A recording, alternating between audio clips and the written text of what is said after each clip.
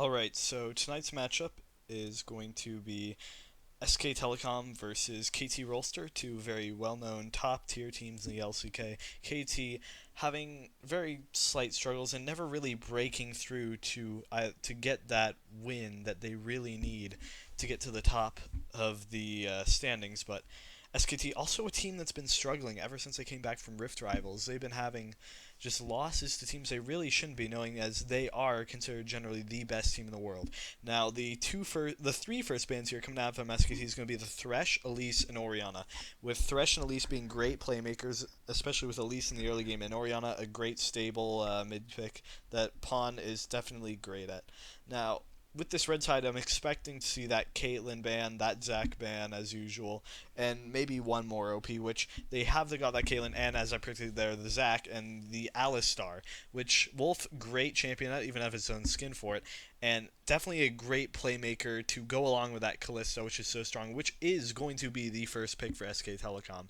And Kalista, she has that great, wonderful objective control, which has been a standout and definitely is a reason why she's so prioritized in the LCK, where objectives are very highly pressured. So KT, they're going to be responding with two picks of their own with the Maokai and Varus.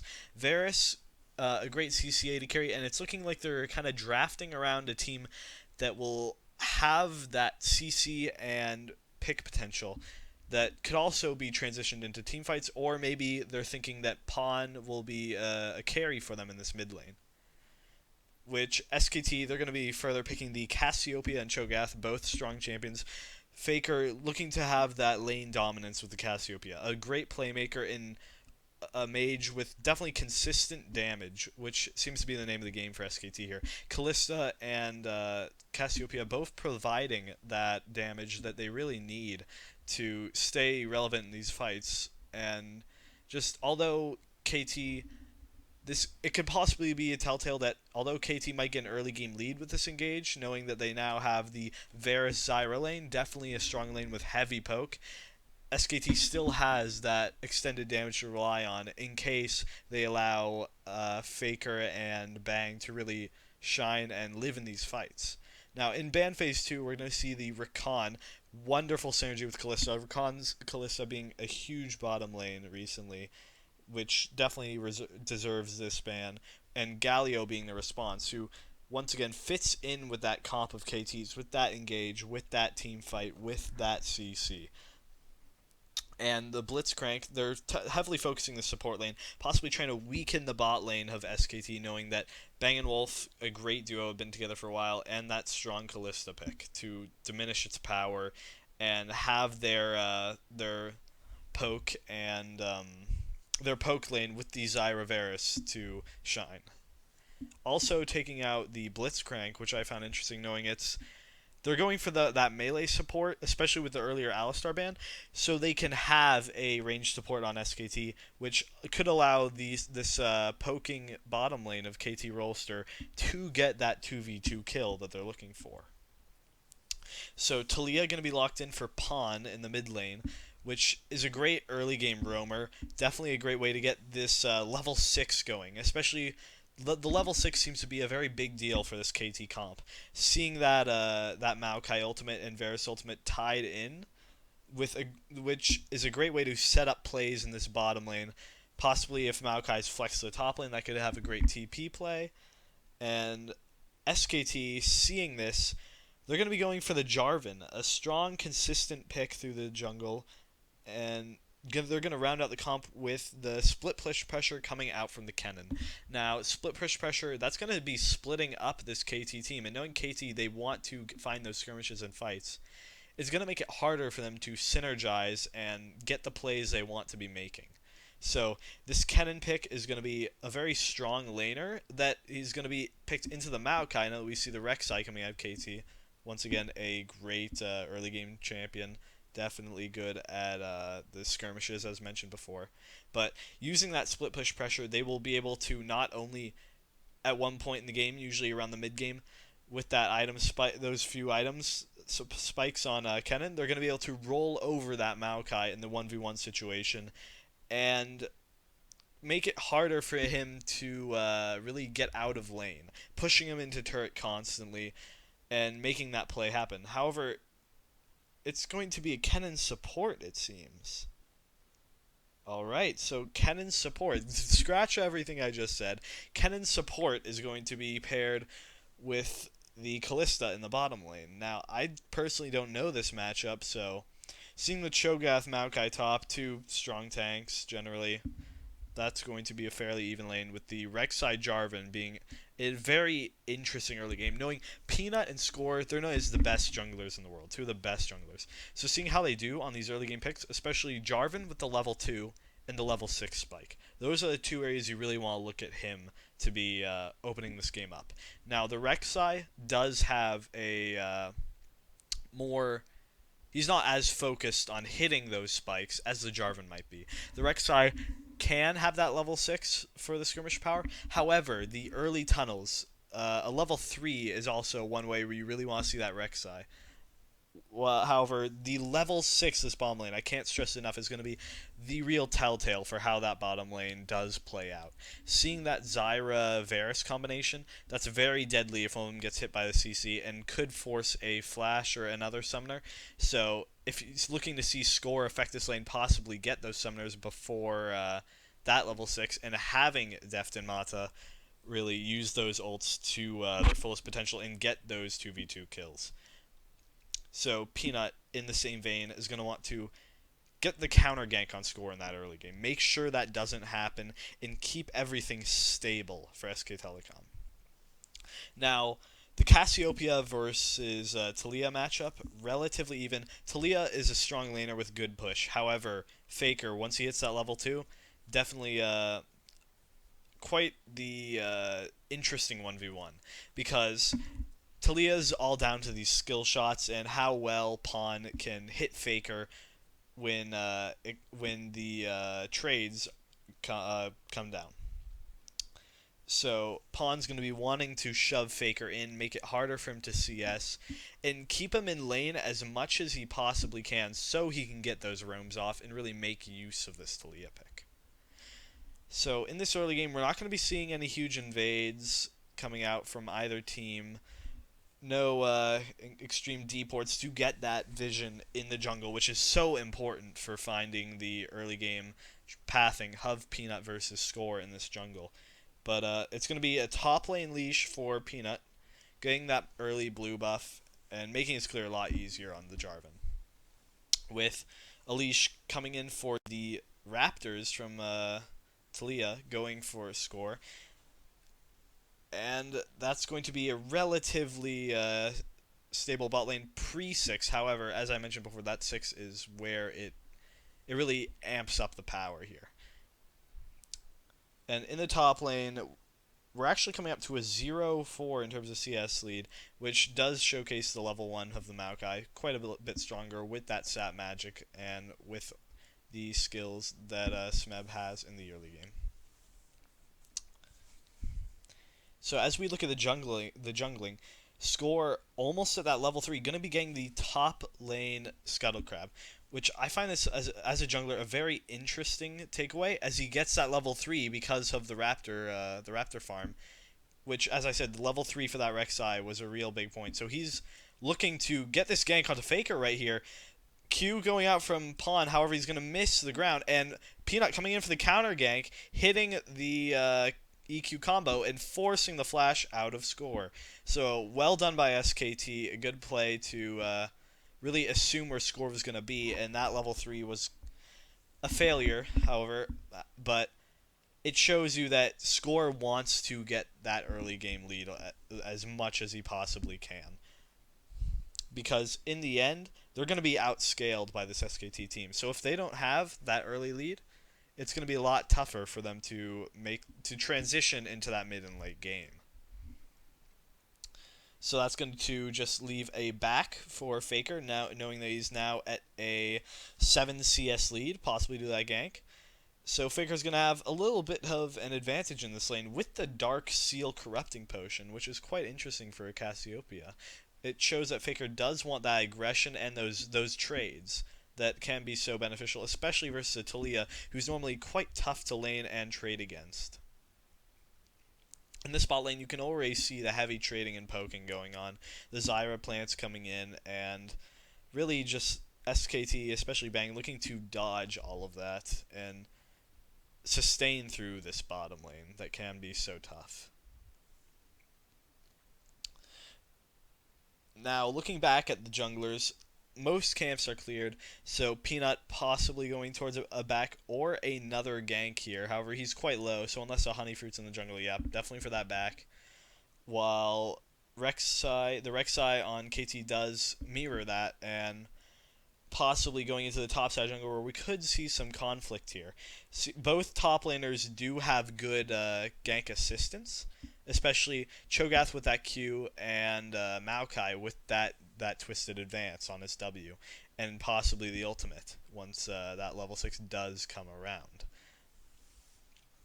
And as usual in the mid lane, we will see that shove coming out from the Talia. Nothing unexpected. A very strong champion when it comes to that with the Q and E. However, the heavy trading, Faker going all in on Pawn right here, and it's going to be definitely an outplay coming out from Pawn, dodging the Q. However, both summoners burned by Pawn compared to the singular flash of Faker. So all in all, a better play for Faker in this mid lane. However, due to the low mana, he's going to have a lot tougher of a time now with these trades. So that could either force it back on a quite a bad time, knowing that Cannon Wave is usually around when you want to be backing, but in the same vein, he does get that heal out of the Talia while he keeps his cleanse. And both junglers, very active in this early game. They were both hovering around that mid lane, looking to get into that play. However, neither really pulled the trigger and went in on that, but it does show you the active mindset that they have going in here, looking for the plays to propel their team, really, and knowing that the early game is such an important factor in this game, especially with both of these comps.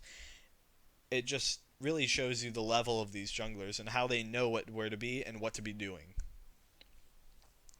So the Jarvan coming out from Peanut gonna be wrapping around trying to catch out Pawn. However, Pawn's going in for a deep ward, not even noticing this Jarvan until he turns around getting that Scryer's Bloom, which is just gonna make Peanut fall back, not take this gank, not take anything.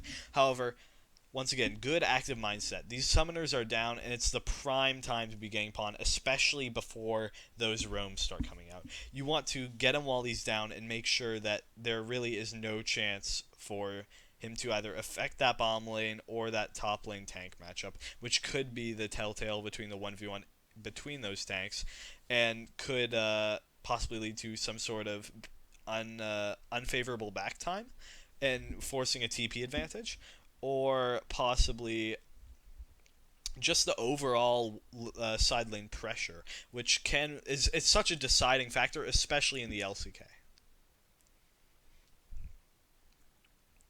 When we take a look at this mid lane back once more, Talia pushing again, can't stress it enough. However, Faker is coming up on quite a CS lead against Pawn in this matchup. So although Pawn is getting that push, it's not as it's quite deceptive when you look at it, because Faker is getting the CS up to a 10 CS lead right now, almost a kill's worth of gold, which it definitely shows his strength here, and he's kind of just flexing on this Talia, while he doesn't feel restricted in the events he does.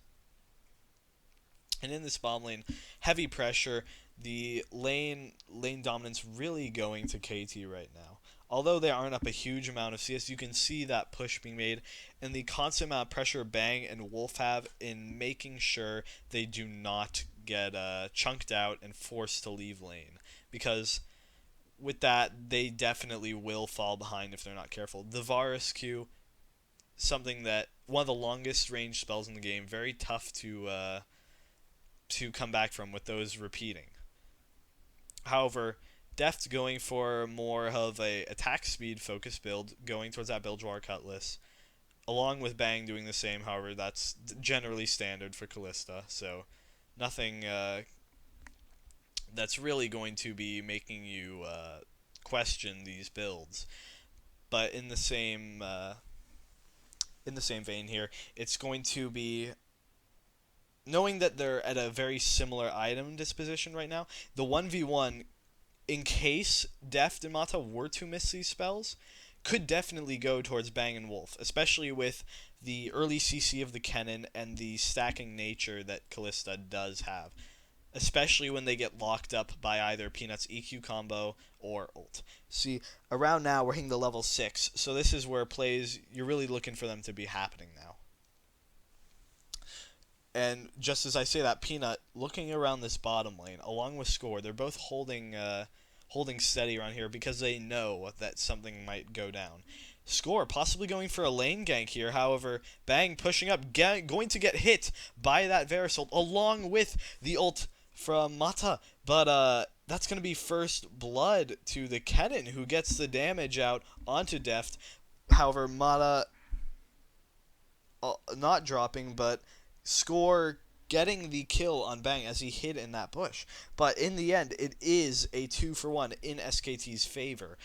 So SKT are going to use that and take this Mountain Drake, which, knowing they already have the Callista and the Cassiopeia, they're going to be very adept at taking these objectives. These Barons, these Drakes, these Elder Dragons are going to be coming up. Especially the Rift Herald too, knowing that this game, it's so reliant on those objectives.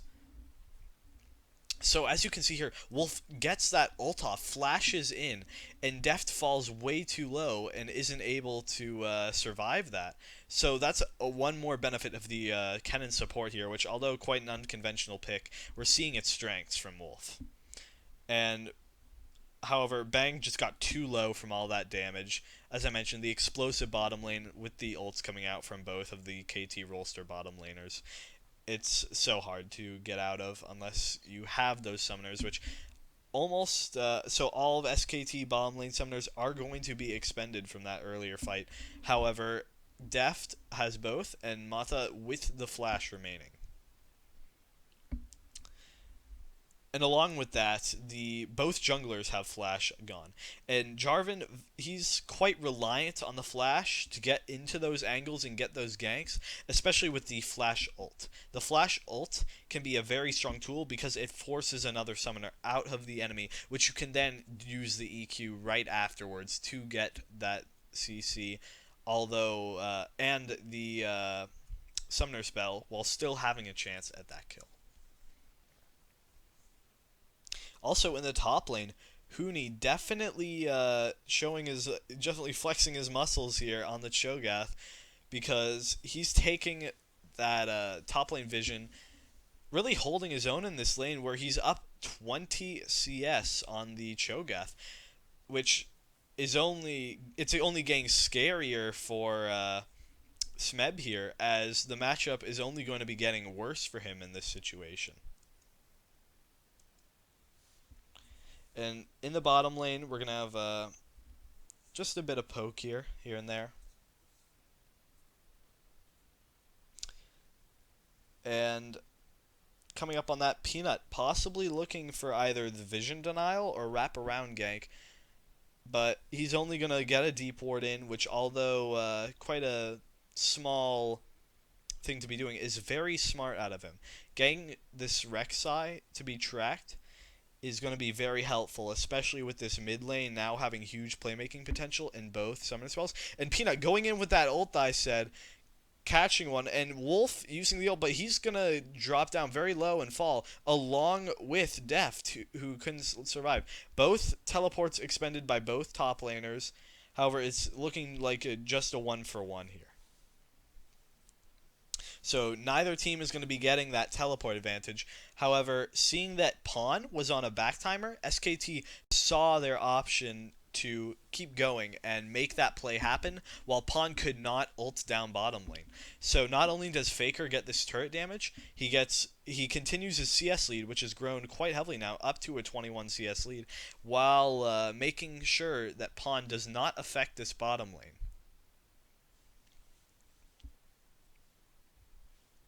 However, Faker now on his back, probably going to end up trading that turret damage.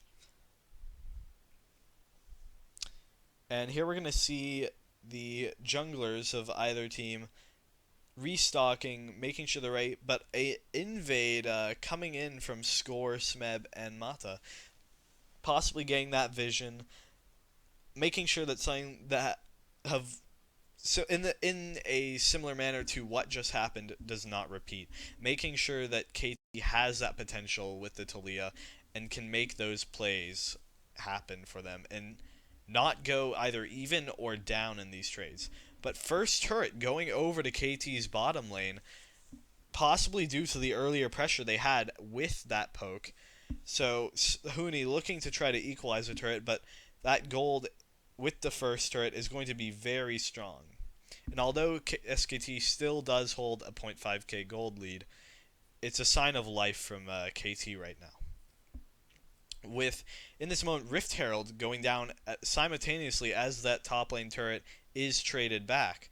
So that vision coming out from SKT in the top side, as KT has been playing very bottom lane focused, it's going to pay off, and as they have that top lane dominance, which is going to feed this Rift Herald to Huni and make it even tougher for Smeb to have a chance in this lane, and going to make it even easier for Huni to take that tier 2 top and start his roams throughout the map and possibly switch to that bottom lane where he can go for a second turret with his newfound lane pressure. So yeah, as we can see here, the bottom lane of SKT has roamed up to the top side along with the KT lane, but Bang has stayed towards the bottom looking for some turret damage here to possibly get a lead when it comes to these turrets, while SKT does hold steady up in the top lane for turret taking. However, Bang's going to send a wave there as he sees Pawn coming in, and Pawn is going to collect this wave as expected, but it does show you that SKT is running KT around this map. They're being the ones who dictate the plays. They're being the ones who are making things happen. They've gone both objectives here in the Mountain Drake and the Rift Herald, and only more to come now with this this gold lead they do have. These fights are going to be quite SKT sided, especially since the 2 kills that KT have gone are both on Score, who is looking to be a tank. So it would have been much more beneficial if Deft had, say, gotten those kills, or Pawn, but both of them are the ones holding the deaths for their team. So quite the interesting situation for KT here, as they have to play around Score now and play around those tank engages. But they're going to be pressuring and trying to get the wards down for SKT so they can take control of this dragon and at least get something for themselves and equalize that Mountain Drake lead that SKT does have, so they do have the same objective control and turret sieging pressure that they want to have, especially with the attack speed on Deft and the less so powerful turret taking they generally have. However, Wolf gonna flash in with the ult and not get anything while Peanut gets caught out and killed and up towards the jungle. However, they're gonna find Smeb and catch him out there while getting the burst, and they're just allowing Bang to stack all these spears and get a huge amount of damage onto all of the members of KT. Score barely making it out. However, that Rift Herald coming in handy as they take the mid turret from KT, opening up this map for future plays, especially looking to take that bottom lane turret now with Faker over there and multiple rotating over to take this. So that's going to be the outer ring of turrets possibly going over to SKT, which does make these plays on the map a lot easier.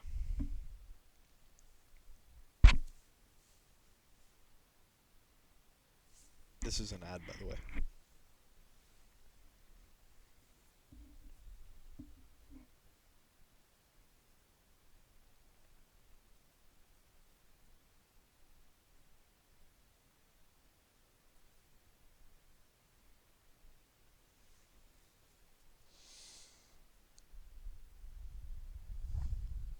And with that outer ring of turrets gone, it's going to make it so much easier for this Jarvan, although behind in these kills to Score's Rek'Sai.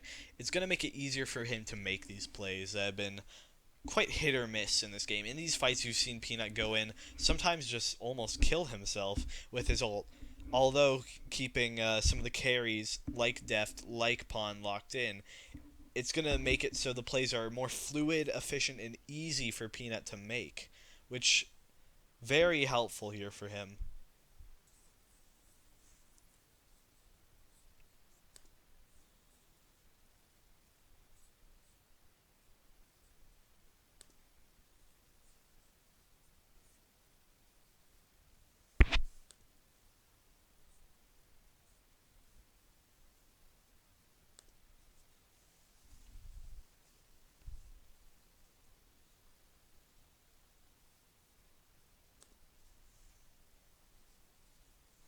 And along with that, that also opens up the top lane for Huni to shine against Smeb here. Because Huni already has this pressure on the Cho'Gath due to the gold lead he's mounted. And this is going to be very strong, especially against the Maokai, who isn't exactly the best in these 1v1 situations. Now, they're definitely looking to stop this Rift Herald, which he does accomplish. But you can see the entire team of KT gravitating towards this bomb lane, and here's the replay of the fight. See, Wolf flashes in with the Kennen ultimate to get a few stuns up on the carries, while Peanut also jumps in on that Jarvan, getting killed instantly, however, locking out Deft and Pawn from the fight, which allows the carries of SKT to take down Smeb and almost take down Score.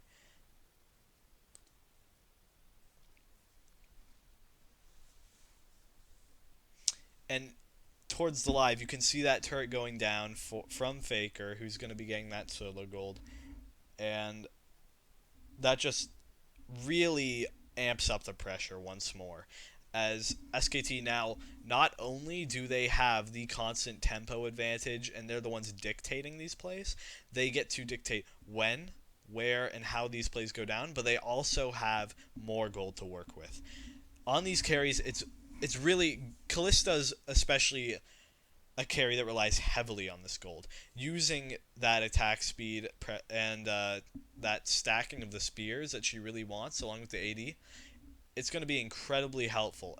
Also, with Faker's Cassiopeia, she really wants to be able to rip through the not only these tanks but these carries too on KT, like the Varus and the Talia. So with that extra gold, not only is the ultimate going to be more effective in getting the burst down and possibly using a ult flash, but the consistent damage is going to be even better, especially versus the tanks of KT, who are trying to hold this game up, but it's going to look a lot tougher for them coming into these next few fights. But we do see Mata getting some vision control in this river along with the seeds to dissuade SKT from starting to get their own vision control in this river. However, it's looking like something that's gonna be contested over here soon enough. And we see both top laners rotating down to this bottom lane, where Huni is going to be having this constant shove and pressure on the bottom lane tier 2. So although Maokai might have that more CC pressure and team fight presence that isn't there on the Cho'Gath, they're going to constantly have to either rotate someone down to that bottom lane or somehow respond to the waves being constantly shoved so they don't end up just losing their base due to the Cho'Gath's lead in this 1v1 situation. And we can see Wolf going deep, trying to get some of these wards, and like I mentioned earlier, regaining that river control, making sure so they constantly have that threat of taking Baron with those two Mountain Drakes and a Cassiopeia Callista. So they're going to be very scary when it comes to this once this Baron is really on the table as an option for them, because not only do they have the double secure with the Smite and Callista Rend, they also have the consistent damage from that Callista and that Cassiopeia that will instantly go through the Baron, especially with those Drakes I got earlier, which KT just hadn't been taking control of. So SKT's been playing these fights and really just out macroing KT in most aspects of this game. However, this mid lane definitely something that SKT wants to hold up if they want to like keep a hold of their tempo lead, because that mid lane turret is essential to keeping your jungle safe and your jungle under your own control. And like we keep going back to this Baron pit and top river area, constant warding and ward killing to take control, because in the next 5 or so minutes, this area is going to be a hotbed of fights, and possibly a game-changing play will happen very soon. But right now, SKT, they're really looking to get that pressure in while keeping Huni in this side lane. They want to split up this very strong, cohesive team that KT has when it comes to these fights, and keep themselves in that 4-1 or even 1-3-1 position that's working out so well when they have that side lane pressure, and along with Faker's Cassiopeia, who is very strong also in the 1v1 in the side lane. So looking at that 1-3-1, it's definitely a possibility, knowing that it's a lot tougher for Mata and Deft to respond to aggression when they don't have the option to be aggressive themselves on that Varus and on that Zyra.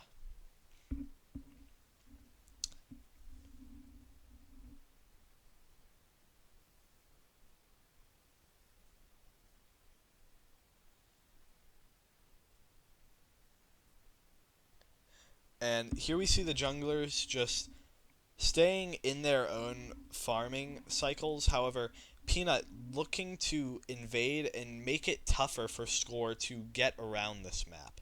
The more he restricts Score's movements, it's going to make it a lot easier for not only that split push pressure that I keep mentioning to become a reality when it comes to winning this 1v1 and getting those turrets down, but it also means that a lot of these plays, KT is going to be one step behind when it comes to getting into these fights or engaging them. So as Peanut keeps Score on his toes constantly, not only does it restrict gold, experience, and the buffs, but it makes it harder for KT to do almost anything without SKT's lead or say in how it goes. And Huni getting that shove in, starting to get close to that tier 2, where Smeb is definitely going to be needing someone to help him out in possibly a man advantage 2v1 situation, or any sort of fight that might be instigated, while both top laners do have the ability to cancel each other's teleport. So in the situation that a fight breaks out in the say 4v4, keeping the top laners on an island here on that bottom lane is going to be very beneficial to SK Telecom, who do have, with that gold advantage, the stronger 4v4, and keeping that 1v1 pressure between Huni and Smeb, possibly leading to a solo kill or even more, even a TP advantage when they can. So Infernal Drake, knowing there's that heavy map pressure for SKT, is going to be going over to them, while Faker looks to get that solo kill into Deft, who burns the flash in response. However, Faker did use his flash for that play, so definitely looking, it's seemingly quite an even play. However, I would not call that as something good for SKT, because when you are ahead, you do not want to make trade plays. You want to constantly be getting the better of these plays, because the more you say get even 1-for-1s, that's the easier it is for KT to get back into that game to slowly close the gold gap. And with this bomb lane, you can see the pushing pressure that SKT has mounted with this Kalista, who can clear these waves incredibly quickly, along with that Cassiopeia, who is now scaled up. And Wolf going to go in with the Kalista along with his own. However, Deft almost escapes. However, Peanut using that Jarvan ult and a wall coming out from Talia, but nothing really comes out of it. And that's going to be a 1-for-0, possibly going into this Baron. However, Huni going back in, using his flash, nothing going to amount from that. But the Barons started up by SK2, who have that 5-man, that man advantage and Score possibly going to be stealing this, but SKT are going to look to stop that, and that Ren Smite combo does give the Baron over to SKT, who, as I said, has that objective pressure. Now, this is going to make it incredibly tough for KT to hold out because they don't have the best tools to deal with sieges. Rek'Sai and Maokai not very good at holding turrets compared to some other tank champions that could be more useful, such as the Cho'Gath. So that's going to be a lot tougher for them to defend these sieges, which, knowing that now SKT has the poke from the Kennen, has the constant threat of the close range pressure with the Callista and Cassiopeia, and some of the long range engages from Peanut, it's going to make it quite scary to walk up and defend these turrets for KT. So the team composition is going to lead to a sort of 1-3-1 comp like I mentioned earlier, with Faker and Huni in these side lanes. They have the constant threat of no one can really 1v1 us, so why don't we just go in the side lanes and constantly get these turrets. So that's going to mean KT is going to constantly be shifting their laners in between these three lanes and defending these three turrets, which slowly whittles down these turrets, especially with the Baron siege. And Huni just walking up to Maokai, who I said is not the greatest turret defender. So Huni's just going to have some free hitting time, along with Faker, who gets that bottom tier 2 turret, using that 1-3-1 that SKT has started. And Deft's going to be going in the bottom lane, so that's almost the entire second ring of turrets going down, while SKT possibly going to rotate up to the top lane to either deal with Smeb, catch him out with their CC, or just finish off the last turret, which would make it near impossible for KT to really go outside of their base as of now.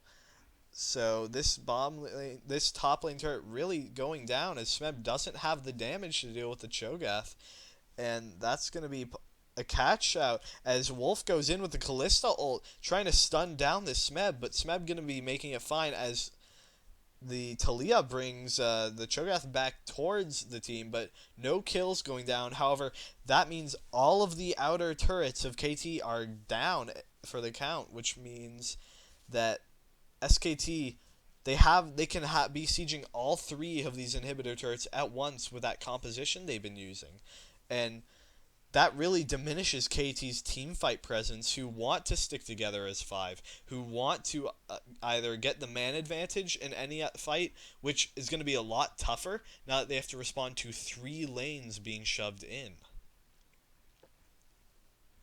And that also makes it even scarier for later in the game, once the Elder Drake spawns, to really contest that Drake, knowing it's so far out on the map and they have such little defense when it comes to that.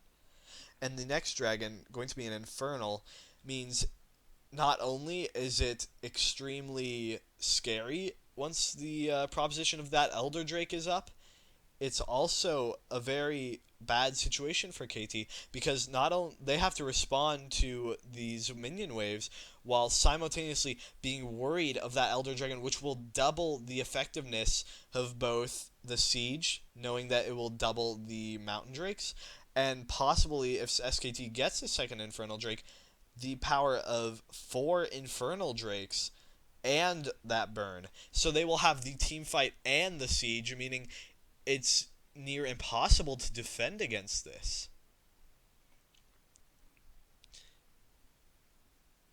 The next few minutes of this game are crucial in deciding the outcome. They could either be a huge fight that completely ends the game, or possibly some sort of comeback due to a blunder by SKT, which it's a rare thing to happen with SKT. However, they have been having their struggles this season. They have been having sort of a down season, but with any team, especially SKT here, they do improve by time the split ends. And excuse me, the last Drake was actually a Mountain Drake, which actually makes it even scarier for KT, as a triple Mountain Drake is going to make this siege very tough to fend off. This siege is not only going to be, especially with KT's low defense, incredibly damaging, but that also forces KT to engage one of these fights onto SKT, either by finding something like a 5v4 or a 5v3 or any other combination like that. But it also makes it so KT, they have no choice but to roll over and die, or have their last stand of a fight and possibly just die trying, due to the fact that they are down around 9,000 gold right now. So that 9,000 gold lead, incredibly potent, especially in this mid game where SKT is going to be outscaling them here. So KT is on a time frame where they have to make something happen. So they really don't have any sort of comfort when it comes to that late game. Which, although they do have the large tank in Smeb, Deft isn't going to be nearly as strong as Bang. Mata, although very high damage, is going to be possibly one-shot by a lot of these great divers and getting up in your face kind of carries that SKT has. And the Baron going to be spawning in 40 seconds, which could be the fight that decides the entire fate of this game here. So KT pushing out these waves, grouping up as 5, looking to get that vision and kind of fight SKT for this, as it's their only hope of making it back into this game with the huge gold deficit, the team comp that isn't going to be transitioning nearly as well into the late game, and Faker and Peanut wrapping in from behind, cashing Deft out on his own, and Deft is going to be going down soon here, while Faker does get caught and killed. However, that's going to be both carries down for KT, and score going down too. So the objective is going to be open as an option, with Smeb and Mata being the only ones left here. However, Smeb caught up in the CC, and he's going to be taken down by Bang, and this is looking like it will be game. Turret going down, and the base has been broken into. This inhibitor is going to follow, and with these huge death timers around this 32-minute game, there's no way Mata can defend this. This is going to be game 1 of the series going over to SKT here. And I think the story of this game was a lot in the early game plays and turnarounds that SKT was able to make, and the objective control. The objective control, knowing they had that vision down at almost all times, they had the priority in the rivers, they were able to make sure that KT never had a chance to get these Drakes, get these going further into SKT's side of the map. SKT had that control constantly, and they were never looking like they did not have a firm grasp upon the game.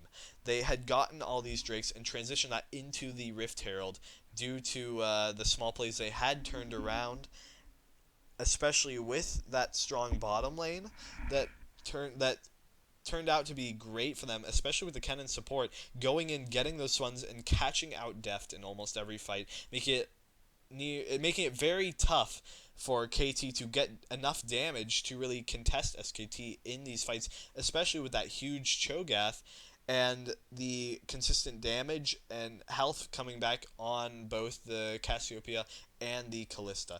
In this replay, we can see that SKT, their gold lead just allowed them to not only separate using some of their abilities, also separate out the carries and pick them off individually like Deft.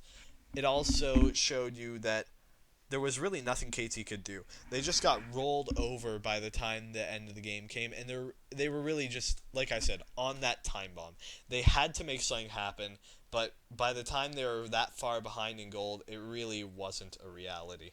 So that game, very strong by SKT in the way they play the macro, and very strong in the way they play these small skirmishes, which were looking to be KT's route to victory here. However, SKT do outplay them and control those objectives so well that KT never has a chance to mount a lead.